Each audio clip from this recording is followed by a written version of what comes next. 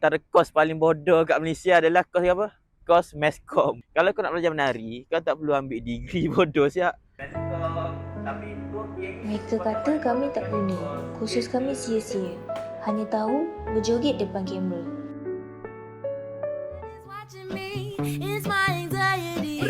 Chicken banana, chicken banana, chicken banana, banana, banana.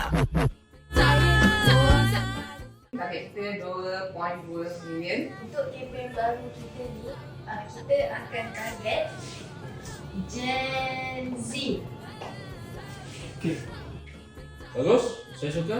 Chicken banana, chicken banana, chicken banana, banana, banana. Sekarang buat joget lain sikit lah. Okay.